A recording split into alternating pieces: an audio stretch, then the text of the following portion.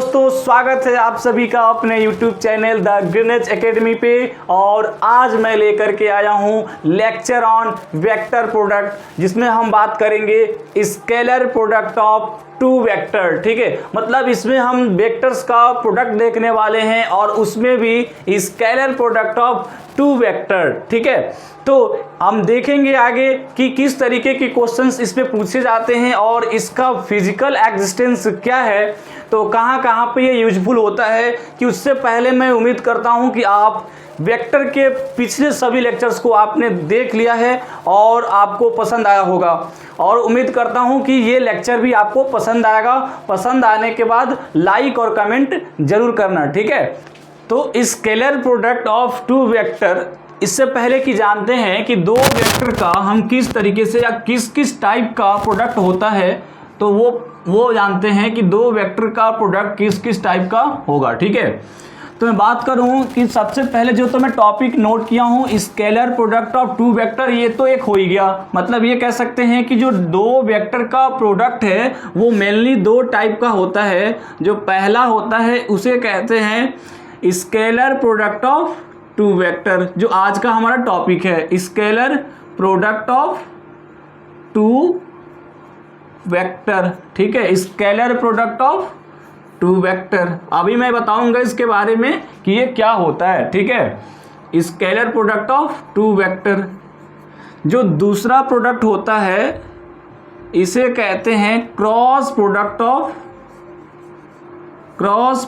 Of two vector. ये जो lecture होगा, ये नेक्स्ट वीडियो में हम बात करेंगे कि cross product of two vector क्या होता है। अभी आज मैं जनरली थोड़ा सा मैं बता दे रहा हूँ कि ये क्या होता है। जैसे देखो, मैं बात करूँ स्केलर प्रोडक्ट की, तो इसमें दो वेक्टर ही होंगे और दो वेक्टर को इस तरीके से प्रोडक्ट कराया जाएगा जिनका रिजल्ट क्या आएगा, स्केलर क्वांटिटी आएगी। तो इस तरीके की जो प्रोडक्ट होगा टू वेक्टर्स का, उसे हम बोलेंगे स्केलर प्रोडक्ट। ठीक है, मतलब दो वेक्टर का ऐसा प्रोडक्ट जिनका रिजल्ट के तौर पे क्या है, स्केलर क्वांटिटी आए, तो हम उसे बोलेंगे scalar product of two vector. और जो दूसरा होता है ये होता है cross product of two vector. क्या होता है? Cross product of two vector. इसका मतलब कि हम दो वेक्टर को इस तरीके से मल्टीप्लाई या हम प्रोडक्ट कराएंगे जिससे कि निकलने वाली क्वांटिटी क्या होगी, ये होगी वेक्टर क्वांटिटी। क्या होगी? Vector quantity. तो इसलिए इसका नाम, इसको जानते हैं cross product of two vector. ठीक है, लेकिन आज का जो टॉपिक है, ये जो नीचे वाला topic cross product of two vector, वो हम नेक्स्ट वीडियो में देखेंगे। आज का जो टॉपिक है वो है हमारा स्केलर प्रोडक्ट। क्या है? Scalar product of two vector. ठीक है, तो शुरुआत करते हैं कि स्केलर प्रोडक्ट क्या होता है। ठीक है, तो हम नेक्स्ट शुरुआत करते हैं। तो मैं बात करता हूँ स्केलर प्रोडक्ट की। जैसे मान लो मैं बोला कि आपके पास दो वेक्टर हैं, वेक्टर ए और वेक्टर बी। वेक्टर ए और वेक्टर बी। ठीक है, वेक्टर ए और वेक्टर बी हैं और एक दूसरे से थीटा डिग्री पे इंक्लाइंड है। ठीक है, वेक्टर ए और वेक्टर बी एक दूसरे से थीटा डिग्री पे क्या है, इंक्लाइंड है। तो आपको बताना है scalar product of two vector. तो इसका मतलब ये होता है कि इन दोनों का हम इस तरीके से कराएंगे प्रोडक्ट, और इसको एक और नाम देते हैं, इसका नाम होता है डॉट प्रोडक्ट। क्या लिखते हैं इसको? Dot product of two vector. मतलब इसको जो रिप्रेजेंट करने का जो वे है वो है डॉट। मतलब दो वेक्टर का आपको करना है स्केलर प्रोडक्ट, तो आप दो वेक्टर को लिख दो और दोनों वेक्टर के बीच में क्या लगा दो, डॉट लगा दो। इसका मतलब हो गया vector A dot vector B, और ये रिप्रेजेंट कर रहा है scalar product of two vectors को। मतलब scalar product of two vector का जो रिप्रेजेंटेशन होगा वो ये है, मतलब vector A dot vector B. तो ये निकल के आता है, इसको रिप्रेजेंट करने का वे है। और जो इनका रिजल्ट होता है वो होता है मॉड वेक्टर ए। मैं बता दिया हूं कि मॉड क्या होता है, mod vector A, mod vector B, और ये होता है cosine of smaller angle between them, तो ये होता है कॉस थीटा। या इसको हम ऐसे लिख सकते हैं ए बी कॉस थीटा। ए क्या है, तो मैग्नीट्यूड है किसका, वेक्टर ए का। बी क्या है, मैग्नीट्यूड है वेक्टर बी का। और ये कॉस थीटा क्या है, ये है कोसाइन एंगल बिटवीन स्मॉलर, ठीक है भैया, इसको कहेंगे कोसाइन, मतलब ये है cosine of smaller angle between vector A and vector B. तो इस तरीके से vector A dot vector B का जो रिजल्ट आया वो ये आया, ठीक है। तो इसको हम लिख सकते हैं, इसको हम लिख सकते हैं कि क्रॉस प्रोडक्ट या sorry scalar product of two vector, scalar product of two vector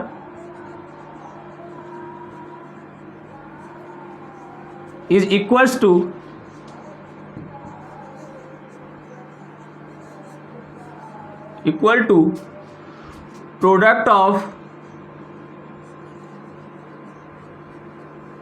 product of magnitude of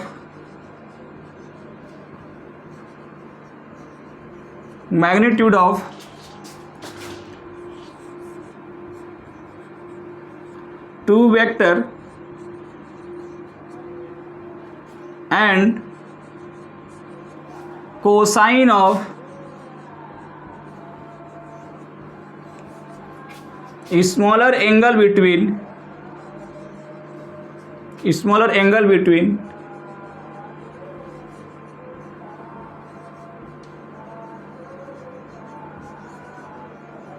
them, ठीक है।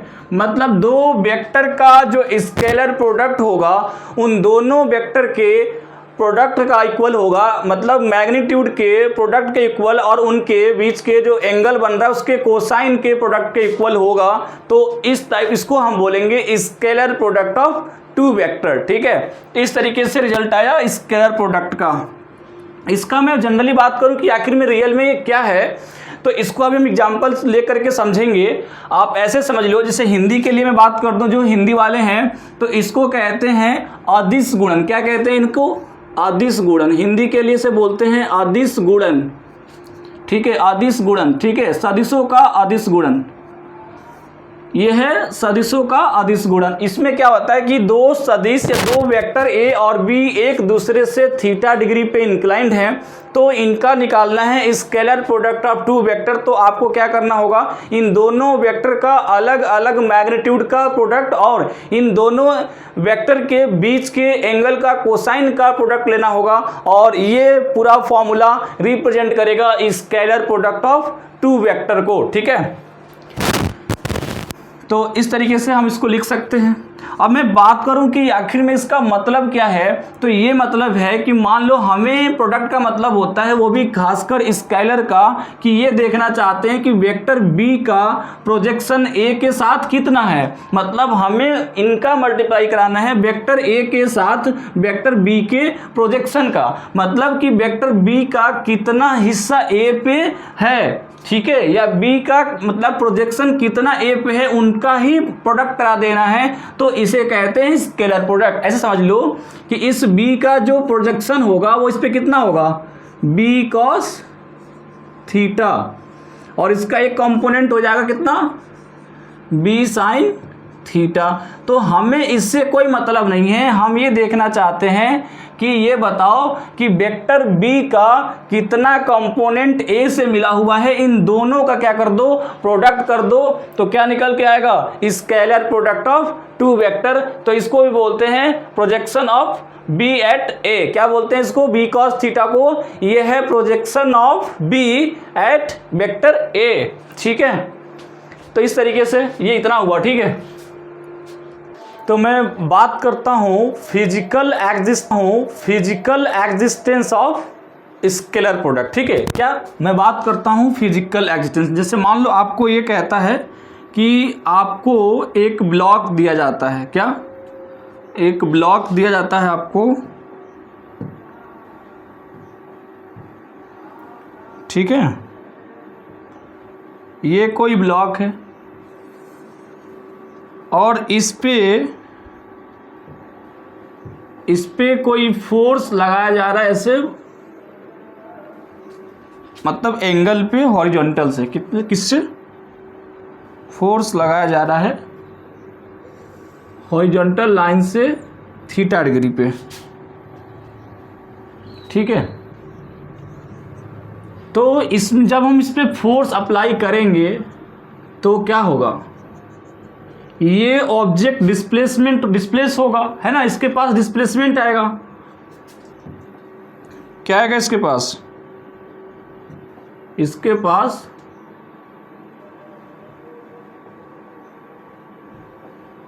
पास डिस्प्लेसमेंट आएगा,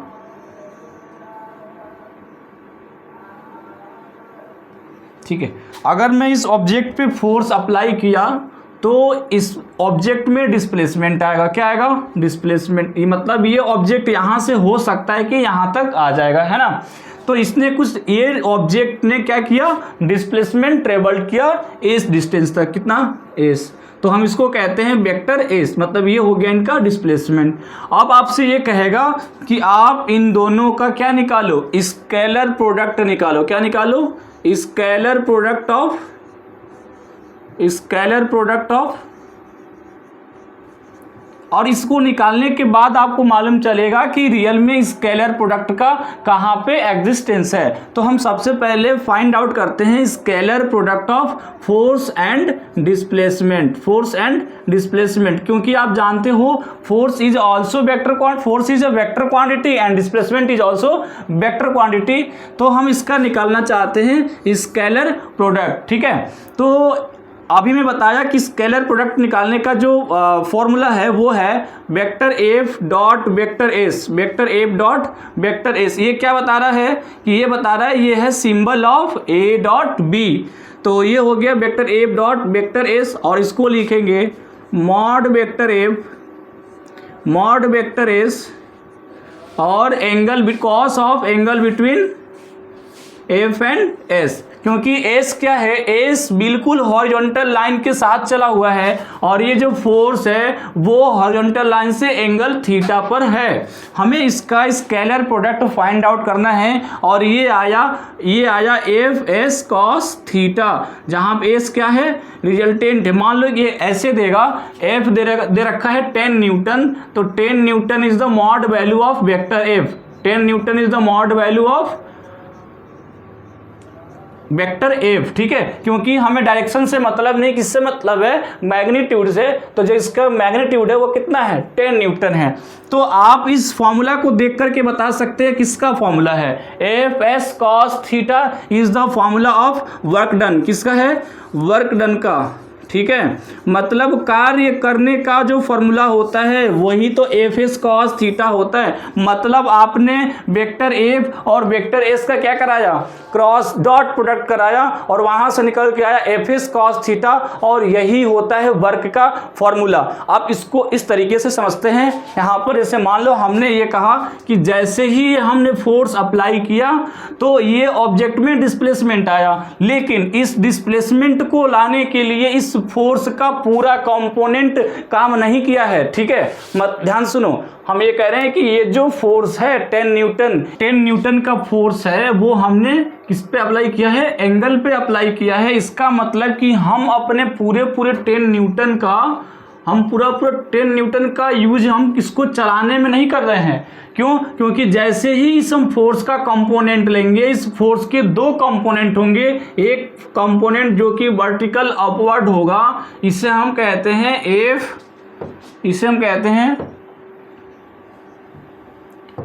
ये बिल्कुल वर्टिकल अपवर्ड होगा, ठीक है, और एक होगा इस डायरेक्शन में। तो मैं बात करूं इस वाले फोर्स का, तो इसका जो वैल्यू होगा ये होगा एफ साइन थीटा। क्या होगा, एफ साइन थीटा। और ये जो वैल्यू होगा ये होगा एफ कॉस थीटा। मतलब हम 10 न्यूटन का या हम इस फोर्स का केवल और केवल एफ कॉस थीटा ही इसको मूव कराने में हमने यूज किया है। तो हमें स्केलर प्रोडक्ट का मतलब ये होता है कि आप इस वेक्टर के साथ इस वेक्टर का कितना कंपोनेंट इसके साथ यूज हुआ है उनका प्रोडक्ट कराना होता है, तो हम कहते हैं स्केलर प्रोडक्ट। जिसमें आपने देखा कि वर्क निकालने के लिए हम क्या करते हैं और एफ और एस का स्केलर प्रोडक्ट निकालते हैं, जहां पे एफ और एस दोनों के दोनों वेक्टर क्वांटिटी हैं और इन दोनों की डॉट प्रोडक्ट से निकल के आने वाला क्वांटिटी वर्क क्या है, स्केलर क्वांटिटी है। इसका मतलब कि एफ एस कॉस थीटा या हम स्केलर प्रोडक्ट की बात करेंगे तो इसमें जो क्वांटिटी निकल के आएगी वो क्या रहेगी, स्केलर रहेगी। ठीक है, तो अगर मैं फर्दर बात करूं यदि फोर्स कांस्टेंट है तो अभी तो आप पहला यूज देख रहे हैं कि यहाँ से वर्क फाइंड आउट कर सकते हैं। और मैं बात करूँ मान लो यहाँ पे फोर्स कांस्टेंट है बट डिस्प्लेसमेंट वेरी कर सकता है, तो यदि मैं इसको टाइम के अकॉर्डिंग क्या करूँ, डिफ्रेंशिएट करूँ, तो ये हो जाएगा D W by D T is equal to vector F. यहाँ पे बात करता हूँ यहाँ पे एफ एस कॉस थीटा या वेक्टर एफ डॉट एस की बात कर लो, क्योंकि डब्ल्यू इज इक्वल टू यहाँ पे हम लिख सकते हैं, यहाँ पे मैं अब लिख सकता हूँ कि W अगर आपको वर्क डन निकालना है तो आप क्या निकाल दो, दो वेक्टर का डॉट प्रोडक्ट जिसमें फोर्स और डिस्प्लेसमेंट हो उन दोनों का क्या निकाल दो, डॉट प्रोडक्ट निकाल दो, तो क्या निकल के आ जाएगा, वर्क निकल के आ जाएगा। ये तो हम पहला यूज देख लिए है ना। अगर मैं बात करूँ इसी वर्क को हम डिफ्रेंशिएट करते हैं टाइम के अकॉर्डिंग, और यदि इसमें फोर्स कांस्टेंट है तो कांस्टेंट का डिफ्रेंशिएशन नहीं होगा। क्या यहाँ पे यदि डिस्प्लेसमेंट टाइम के अकॉर्डिंग वेरी कर रहा है तो इसका क्या हो जाएगा, D S by D T, क्या हो जाएगा, D S by D T. और हम जानते हैं यहाँ पे the rate of doing work, कार्य करने की दर को क्या कहते हैं, शक्ति कहते हैं, पावर कहते हैं। तो P is equal to F और यहाँ पे है the rate of change in displacement, तो इसे क्या कहते हैं, ये है विस्थापन परिवर्तन की दर। तो क्या बोलते हैं इसे, वेलोसिटी। तो P is to vector F dot vector B। मतलब आप फोर्स और वेलोसिटी के दो वेक्टर का डॉट कराएंगे तो निकल के आ जाएगा पावर। ठीक है, किसमें, वॉट में, किसमें आएगा, वॉट में। ठीक है, तो ये क्या होता है, पावर भी स्केलर क्वांटिटी, वर्क भी स्केलर क्वांटिटी, वर्क का यूनिट क्या होगा, जूल, क्या होगा, जूल। तो इस तरीके से आप देख सकते हैं ये स्केलर प्रोडक्ट का जो फिजिकल एग्जिस्टेंस है, मतलब हम दो वेक्टर का डॉट निकाल करके हम उसमें उन वेक्टर से बनने वाले स्केलर क्वांटिटी को निकाल सकते हैं, फाइंड आउट कर सकते हैं। और स्केलर का मतलब हुआ, स्केलर प्रोडक्ट का मतलब हुआ एक वेक्टर पे दूसरे वेक्टर की कितना प्रोजेक्शन है इनके साथ मल्टीप्लाई करा देंगे तो वेक्टर का निकल के आता है स्केलर प्रोडक्ट। ठीक है, अब मैं बात करूंगा प्रॉपर्टी की, किसकी, प्रॉपर्टीज ऑफ स्केलर वेक्टर। ठीक है, चलिए मैं बात करता हूं प्रॉपर्टीज ऑफ स्केलर वेक्टर। अब हमें जहां तक उम्मीद है कि आप समझ गए होंगे कि आखिर में स्केलर प्रोडक्ट क्यों किया जाता है। स्केलर प्रोडक्ट किया जाता है कि एक वेक्टर पे दूसरे वेक्टर का कितना प्रोजेक्शन है उनका क्या निकाल दो, प्रोडक्ट निकाल दो, तो हम स्केलर प्रोडक्ट कहते हैं। और इस स्केलर प्रोडक्ट के हेल्प से हम वर्क, पावर और भी हम चाहे तो फ्लक्स भी निकाल सकते हैं। फाइव टू क्या होता है, बी डॉट ए। ठीक है, तो बी ए कॉस थीटा, वहां पे हम फ्लक्स भी निकाल सकते हैं। तो इस तरीके से और भी कई क्वांटिटी हैं जिनको हम with the help of scalar product निकाल सकते हैं, फाइंड आउट कर सकते हैं। ठीक है, अब बात करते हैं इसके उसका प्रॉपर्टीज की।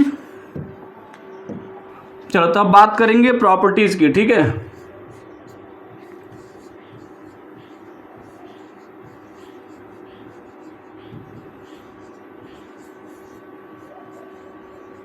स्केलर प्रोडक्ट,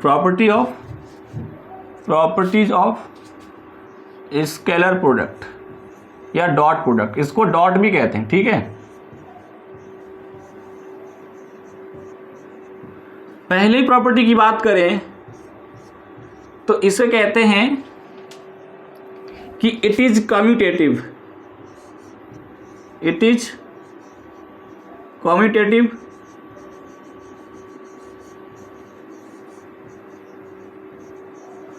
मतलब इसको कहते हैं एक्सचेंजेबल। क्या कहते हैं? एक्सचेंजेबल। मतलब एक्सचेंजेबल का मतलब vector A dot vector B equal होगा vector B dot vector A के। ठीक है, आओ देख लेते हैं कैसे इक्वल होगा। ठीक है, आपको याद रखना है vector A dot B equal होगा वेक्टर बी डॉट ए के। कैसे? मान लो बात करता हूँ vector A dot vector B की। आपके पास ये वेक्टर थे, वेक्टर ए और ये वेक्टर बी। ठीक है, ये वेक्टर ए और ये वेक्टर बी और ये इनके बीच का एंगल। ठीक है, अब मैं बात करूं vector A dot vector B की, तो ये होता है mod vector A mod vector B और इनके बीच का एंगल का, ए और बी के बीच का एंगल। ठीक है, स्मॉलर एंगल। तो क्या हो जाएगा? A B cos theta. ठीक है, ये तो आ गया आपका ए डॉट बी। अब मैं बात करता हूँ बी डॉट ए की, vector B dot vector A की। तो यहाँ पे क्या हो जाएगा? Mod vector B mod vector A. और देखो अब जब हम यहाँ से बात करेंगे बी से और ए के बीच का जो स्मॉलर एंगल है वो क्लॉकवाइज चलने पे फाइंड आउट होगा। ध्यान से सुनो, अगर मैं ए डॉट बी निकाल रहा था तो ए और बी का जो एंगल था, मतलब ए से बी का जो एंगल था वो था एंटी क्लॉकवाइज। क्या था? Anti clockwise. जब हम थीटा को एंटी क्लॉकवाइज लेते हैं तो पॉजिटिव लेते हैं, लेकिन जब हम बी डॉट ए कर रहे हैं तो हमें एंगल चाहिए वेक्टर बी से वेक्टर ए का। तो वेक्टर बी से वेक्टर ए का जब एंगल चाहिए तो हमें चलना पड़ेगा क्लॉकवाइज, और क्लॉकवाइज में थीटा क्या होता है? माइनस होता है या नेगेटिव होगा। तो इसमें लेंगे कॉस नेगेटिव ऑफ थीटा। ठीक है, और आप इसको पढ़ सकते, आप इसको जानते हैं, ट्रिग्नोमेट्री में हमने पढ़ा है कि कॉस माइनस थीटा भी क्या होता है? कॉस थीटा होता है। कॉस माइनस थीटा भी कॉस थीटा होता है। तो यहाँ पे आ जाएगा mod vector B mod vector A cos theta. ये भी आ गया बी ए कॉस थीटा। इसका मतलब ये vector B dot vector A और ये और इक्वेशन नंबर 2 हो गया ये वेक्टर 2 इक्वेशन नंबर 2।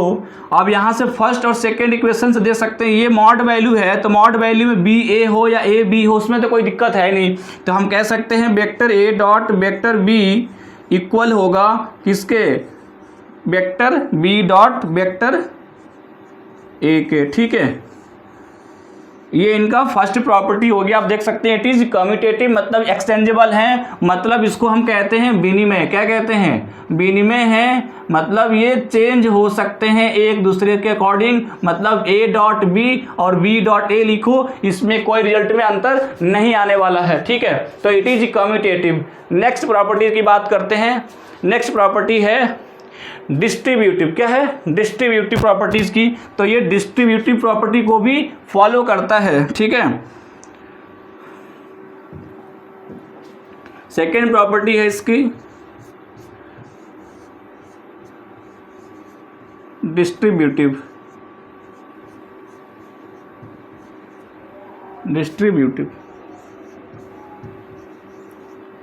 ठीक है, मतलब अगर मान लो कि मैं 3 वेक्टर लेता हूं, vector A dot vector B plus vector C.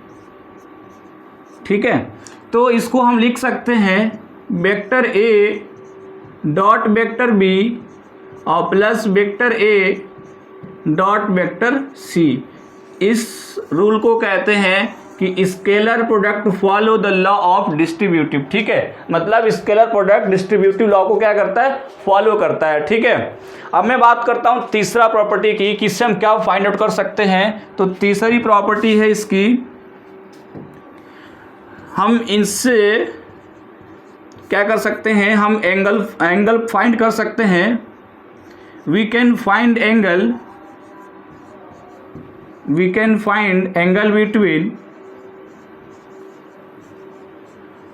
between two vector।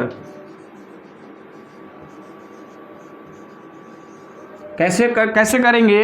तो अभी लिखा था डॉट प्रोडक्ट का formula, vector A dot vector B ये होता है ए बी कॉस थीटा।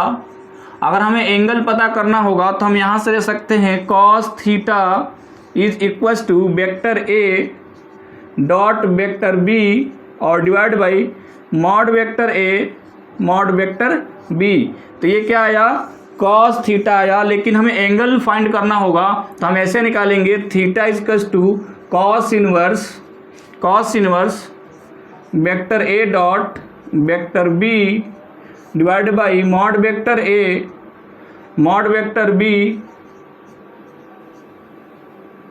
तो ये निकल के आ जाएगा एंगल बिटवीन टू वेक्टर। ठीक है, तो हम दो वेक्टर के बीच में एंगल भी फाइंड आउट कर सकते हैं। चलो नेक्स्ट प्रॉपर्टी की बात करते हैं। इसी में हम एंगल से देख सकते हैं if angle between two vector is perpendicular या इज 90 डिग्री, या कह सकते हैं कि दो वेक्टर आपस में क्या हैं, परपेंडिकुलर हैं। If angle between two vector is 90 degree then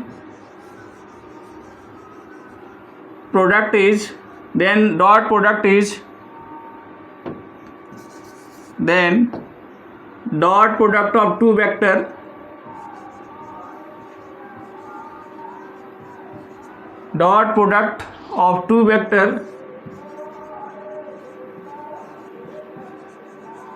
vector is zero. यदि दो वेक्टर आपस में क्या हैं, परपेंडिकुलर हैं, तो उनका जो डॉट प्रोडक्ट होगा वो क्या होगा, जीरो होगा। कैसे, vector A dot vector B, इसका मतलब mod A mod B cos 90, और कॉस 90 का वैल्यू क्या होता है, जीरो। तो ये क्या आ जाएगा, जीरो। इसका मतलब यदि वेक्टर ए और वेक्टर बी आपस में परपेंडिकुलर होंगे तो उनका vector A dot vector B क्या आएगा, जीरो आएगा। इसको भी आप फॉर्मूला के तौर पे याद रखेंगे। If two vector is perpendicular to each other then dot product of two vector is zero. ठीक है, यदि दो वेक्टर जिनका डॉट प्रोडक्ट जीरो है वो एक दूसरे पे परपेंडिकुलर होंगे, या ऐसे बोल सकते हैं कि यदि दो वेक्टर आपस में परपेंडिकुलर हैं तो उनका डॉट प्रोडक्ट क्या आएगा, जीरो आएगा, जिसको हम कहते हैं मिनिमम। ठीक है, अब चौथा property, dot product of two vector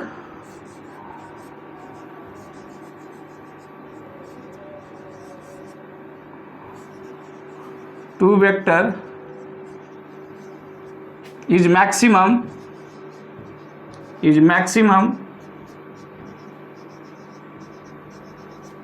when angle between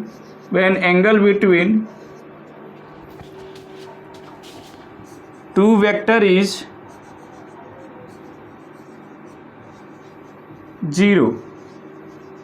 यदि दो वेक्टर के बीच में एंगल क्या है, जीरो है, या ये कह लें कि दो वेक्टर आपस में पैरेलल हैं तो उनका जो डॉट प्रोडक्ट आएगा वो मैक्सिमम आएगा। कैसे देख सकते हैं यहाँ पे, vector A dot vector B equals to mod A mod B cos zero, और कॉस जीरो का वैल्यू 1, तो क्या आ गया, मॉड ए मॉड बी। ये होता है मैक्सिमम वैल्यू। मतलब vector A dot vector B maximum होंगे, तब मैक्सिमम होंगे जब इनके बीच का एंगल क्या हो, 0 डिग्री हो। ठीक है, नेक्स्ट प्रॉपर्टी की बात करते हैं।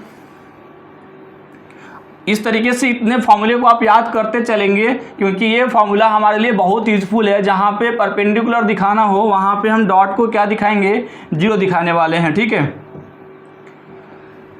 अब मैं बात करता हूँ पांचवें प्रॉपर्टी की। यहाँ पे डॉट प्रोडक्ट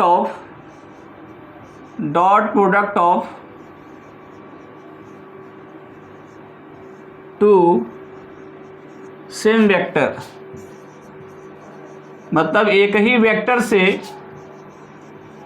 वेक्टर पे दो वेक्टर लाइक कर रहे हैं जो इक्वल है। ठीक है, और उनके बीच में मतलब सेम वेक्टर का हम डॉट प्रोडक्ट कराते हैं तो क्या आएगा रिजल्ट, देख लो। Vector A dot vector A, इसका मतलब mod vector A mod vector A, क्योंकि यहाँ बी की जगह पे क्या आ गया, ए आ गया, और ए के बीच में जो एंगल होगा वो क्या होगा, 0 होगा, तो क्या हो जाएगा कॉस 0। तो क्या आएगा रिजल्ट, मॉड ए और इसको लिखते हैं ए स्क्वायर। मतलब दो वेक्टर जो दो इक्वल और सेम वेक्टर हों तो उनका डॉट प्रोडक्ट उनके स्क्वायर मैग्नीट्यूड के स्क्वायर के इक्वल होता है। इसको आप याद रखोगे, ठीक है। तो vector A dot vector A क्या होता है, ए स्क्वायर, ठीक है। Vector B dot B square, C dot C square, ठीक है। चलो मैं छठे प्रॉपर्टी की बात करता हूं। इफ टू ऑर्थोगोनल वेक्टर, या यहां पे बात करते हैं dot product of two orthogonal vector, dot product of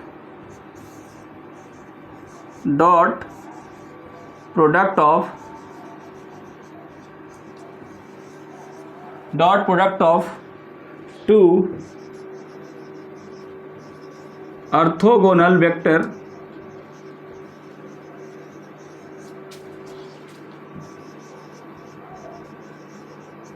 मतलब ऑर्थोगोनल का मतलब आप पीछे का वीडियो देख सकते हैं। ऑर्थोगोनल वेक्टर किसे कहते हैं। मान लो मैं बोला कि डॉट प्रोडक्ट में आया आपके पास आई डॉट आई, ठीक है। तो आई डॉट आई क्या हो जाएगा, मॉड आई और कॉस 0, क्योंकि अभी बताया हूँ क्या होता है, vector A dot vector A square होता है। तो ये हो जाएगा आई का स्क्वायर और कॉस 0 का वैल्यू 1, और आई का वैल्यू भी क्या होता है, 1 होता है, तो इसको बोलते हैं 1। मतलब आई डॉट आई हो या जे डॉट जे हो या क्या हो, आई डॉट आई हो, जे डॉट जे हो या के डॉट के हो, इनका जो वैल्यू आएगा वो क्या आएगा, 1 आएगा। इसका मतलब यदि ऑर्थोगोनल वेक्टर सेम हैं तो उनका डॉट प्रोडक्ट क्या आने वाला है, 1 आने वाला है, ठीक है। कब, ये dot product of two orthogonal vector if both are same, यदि सेम हैं स्केलर वेक्टर और ऑर्थोगोनल वेक्टर, तो उनको हम उनका जो स्केलर प्रोडक्ट होगा उन क्या होगा, 1 होगा, ठीक है। नेक्स्ट प्रॉपर्टी की बात करते हैं।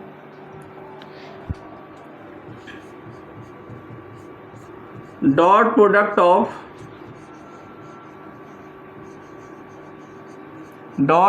ऑफ टू डिफरेंट ऑर्थोगोनल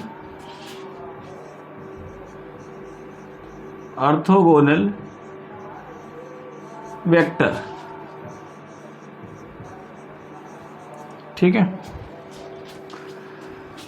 इसका मतलब आई के साथ जे का, तो ये हम लिखेंगे मॉड आई मॉड जे। अब आई और जे के बीच में कितना एंगल होता है, आई और जे के बीच में एंगल, आई का मतलब एक्स एक्सिस और जे का मतलब वाई एक्सिस, और इनके बीच में एंगल कितना होगा, 90 डिग्री। तो हम कह सकते हैं कॉस 90, तो क्या आएगा ये 0। इसी प्रकार अगर आई जे कर लें या जे के कर लें या के आई कर लें, ठीक है, इन दोनों का क्या आएगा, 0 आएगा, ठीक है। तो आई डॉट जे हो, जे डॉट आई हो, के डॉट आई हो या जे डॉट के हो, इनका डॉट प्रोडक्ट क्या आने वाला है, 0 आने वाला है, ठीक है। तो इस तरीके से आप अभी इस प्रॉपर्टी को याद कर सकते हैं कि dot product of two vector when two orthogonal vector, two different orthogonal vector, इसमें क्या होगा, आई के साथ जे का डॉट प्रोडक्ट क्या होगा, तो 0 होगा। क्यों, क्योंकि आई और जे का जो वैल्यू है वो तो 1 है, लेकिन इनके बीच का जो एंगल है वो कितना होता है, 90 डिग्री। तो cos 90 का वैल्यू 0, तो आई डॉट जे क्या आ जाएगा, 0 आ जाएगा, ठीक है। आई डॉट जे डॉट के डॉट आई का जो वैल्यू आएगा वो क्या आएगा, 0 आएगा। इसका मतलब आप समझ सकते हैं कि आपको जब डॉट प्रोडक्ट करना है तो केवल और केवल किसके साथ, सेम क्वांटिटी या सेम वेक्टर क्वांटिटी या सेम ऑर्थोगोनल वेक्टर के साथ ही आपका डॉट प्रोडक्ट करना है। क्यों? क्योंकि इसके अलावा यदि डिफरेंट ऑर्थोगोनल वेक्टर है, यूनिट वेक्टर है, तो वो 0 आने वाला है। ठीक है, अब मैं बात करता हूं 8वें प्रॉपर्टी की।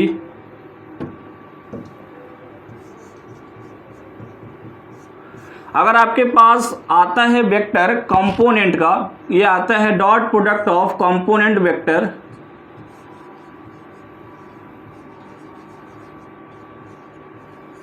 या रेक्टेंगुलर वेक्टर, ठीक है,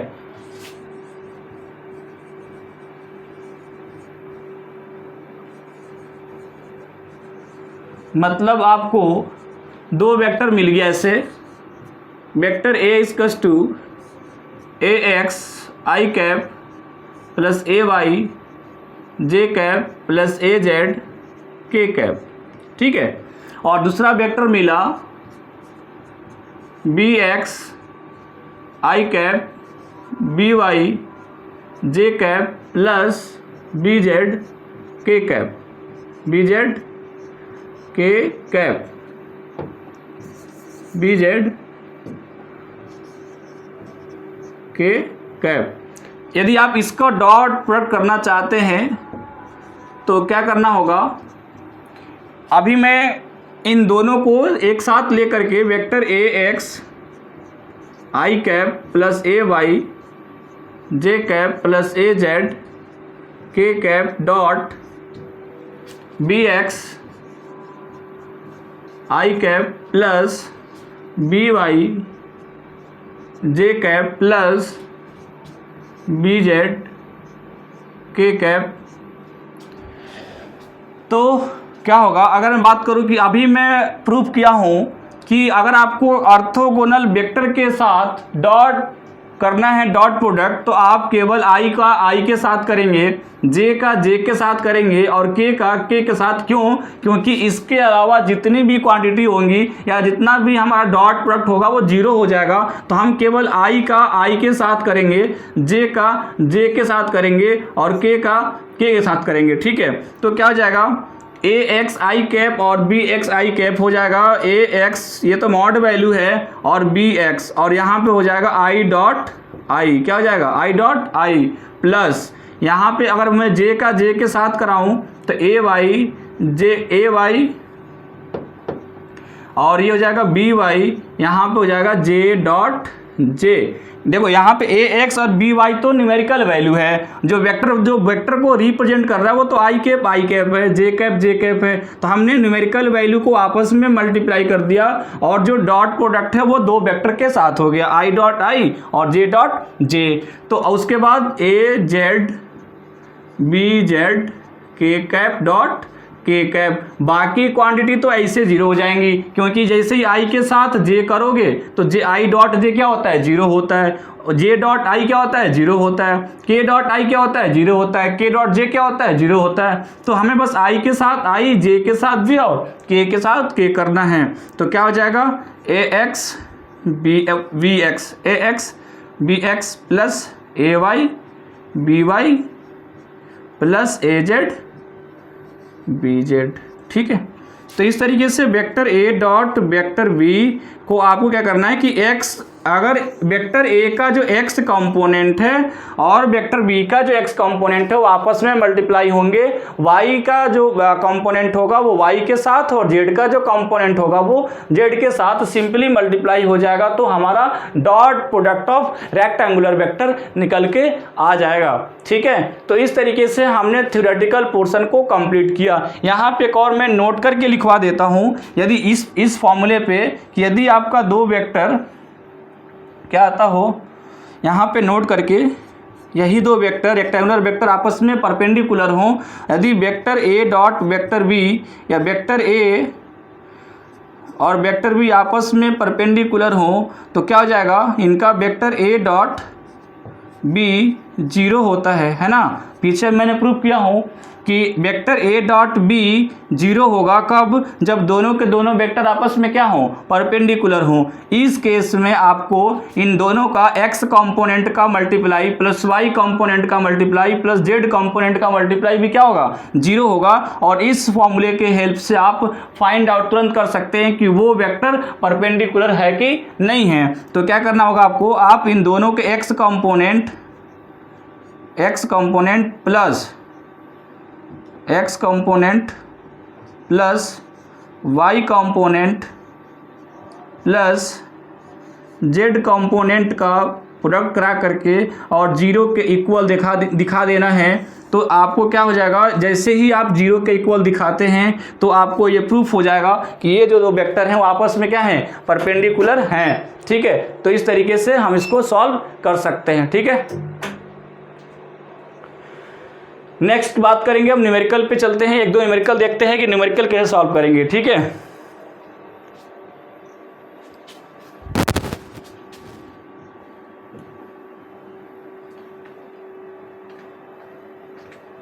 चलो पहला न्यूमेरिकल आया हमारे पास इस तरीके से।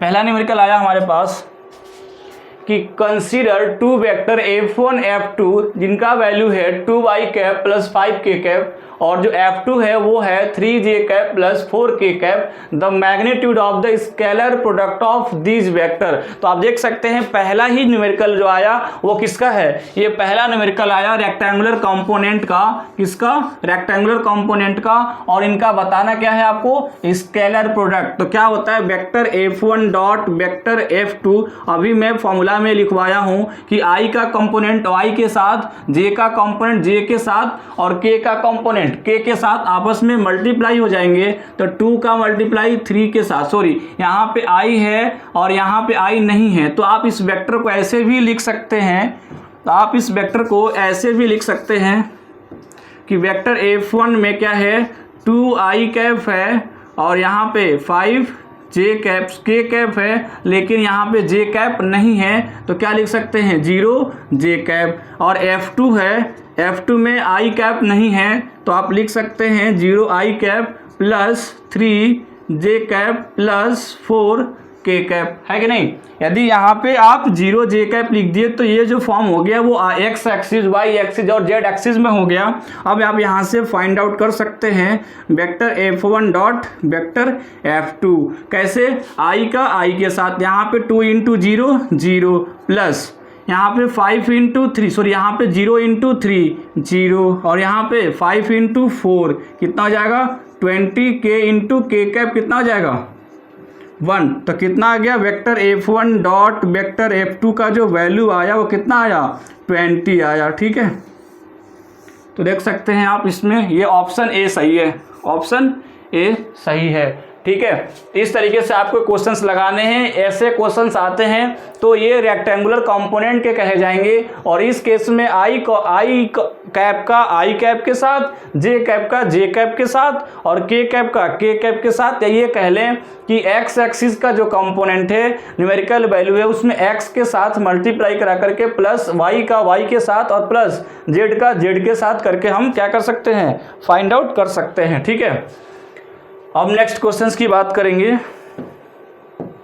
नेक्स्ट क्वेश्चन है हमारा, consider a vector f is equals to 4i minus 3j another vector that is perpendicular to f is। अब आपको बताना है कि ये बताओ दूसरा वेक्टर f जो कि इससे परपेंडिकुलर है उसमें से कौन सा है। ठीक है, आपको चेक करके बताना होगा। यदि दो वेक्टर ये और ये वेक्टर आपस में, मतलब ये इस वेक्टर का सेकेंड वेक्टर परपेंडिकुलर तब होगा, मान लो मैं मानता हूँ दूसरा जो परपेंडिकुलर वेक्टर है वो है Q या R, P कुछ ही मान लो। तो vector F dot vector P क्या होना चाहिए, 0 होना चाहिए, क्योंकि वेक्टर F और P आपस में क्या हैं, परपेंडिकुलर हैं। और आपको पूछा भी है कि इन सभी में से कौन सा वेक्टर इसके परपेंडिकुलर हैं। तो क्या आप इनके साथ एक बार क्या करना होगा, आप पहले मान लो इस वेक्टर के साथ चेक करते हैं। तो क्या करेंगे, हम इसको P मानते हैं, क्या मानते हैं, P मानते हैं। तो इसके और इसके साथ अगर मल्टीप्लाई कराते हैं, यदि 0 आ जाता है तो क्या बोलेंगे कि ये परपेंडिकुलर हैं। तो चलो यहाँ पे बात करते हैं पहले ऑप्शन की। तो 4 4 कितना हो जाएगा 16, 16 और प्लस 3 3 जा 9, तो ये कितना आया 17, 7 आया है ना। तो इसका मतलब कि ये vector F dot P zero नहीं आया, नॉट जीरो, ठीक है। मतलब vector F dot P zero ना आकर कितना आया 7 आया।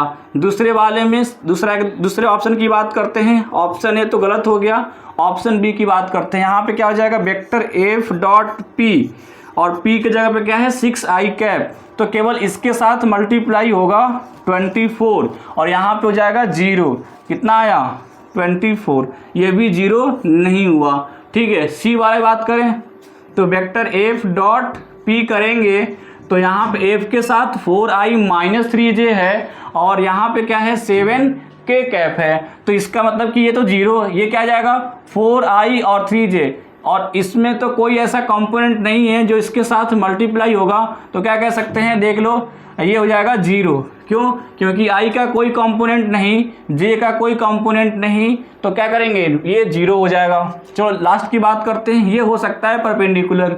डी की बात कर लेते हैं। 3 4 जा 12, कितना होता है 3 4 जा 12, और यहाँ पे क्या हो जाएगा माइनस और माइनस प्लस, कितना आ जाएगा प्लस और 4 3 जा 12, इसका मतलब ये आ गया 24, तो ये भी 0 नहीं हुआ। तो हम कह सकते हैं कि जो C है इसमें vector F dot vector P क्या आ रहा है 0 आ रहा है, तो कह सकते हैं कि जो C है 7k कैप वो क्या है 7k कैप इस वेक्टर पे क्या है परपेंडिकुलर है, ठीक है। तो नेक्स्ट क्वेश्चंस नेक्स्ट वीडियो में करेंगे, न्यूमेरिकल करेंगे, अभी प्रैक्टिस करेंगे इस पर, ठीक है। आज इतना ही रहने देते हैं।